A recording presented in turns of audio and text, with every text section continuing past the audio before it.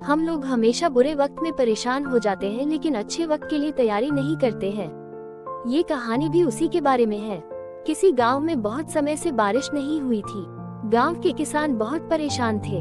खेती करने के लिए सभी इंद्र की कृपा पर निर्भर थे। सभी ने मिलकर भगवान के पूजा पाठ भी किए, पर बारिश होने का नाम ही नहीं ले रही थी। हर रोज सभी किसान एक जगह पर इकट्ठा होते थे और वो सब बादलों को ताकते रहते थे कि कब बारिश हो। एक दिन सभी बारिश के इंतजार में बैठे हुए थे कि तभी उनमें से किसी ने कहा, अरे राघव कहाँ रह गया? 4-5 दिन से वो आ ही नहीं रहा। तभी किसी ने कहा, कहीं वो मेहनत करने के लिए शहर तो नहीं चला? सभी ने उसकी बात हंसी में टाल दी, लेकिन अगले 3 दिन भी राघव दिखाई नहीं दिया तो सभी उसके घर पहुँचे। राघव के घर पर जाकर किसी ने उसके बेटे से पूछा कि बेटा, तेरे बाबूजी कहाँ है? बेटे ने कहा, पापा खेत में काम करने के लिए गए हैं। क्या, खेत में काम करने के लिए? सभी को बड़ा आश्चर्य हुआ कि राघव खेत में कैसे काम कर सकता है। राघव ने जलाशय तो तैयार कर दिया, लेकिन कई दिनों तक बारिश नहीं हुई।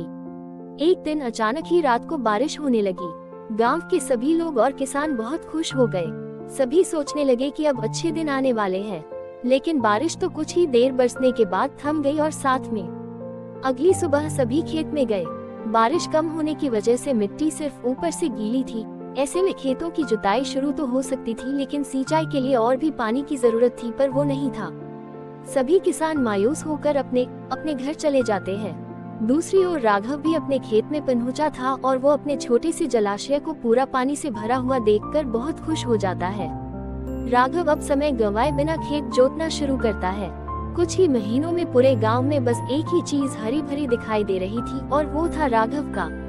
जब समय अच्छा ना हो, ऐसे में ज्यादातर लोग समय अच्छा होने का इंतजार करते रहते हैं, लेकिन ऐसे समय में हमें अच्छे समय में क्या करना चाहिए, उसकी तैयारी करनी चाहिए।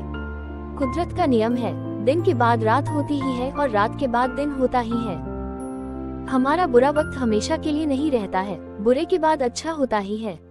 हमें बुरे वक्त में अपने आप को तैयार कर लेना चाहिए, क्योंकि जब अच्छा वक्त आएगा तब हमारे पास समय नहीं होगा। हम आज क्या कर रहे हैं यही तय करेगा कि हम कल क्या करेंगे।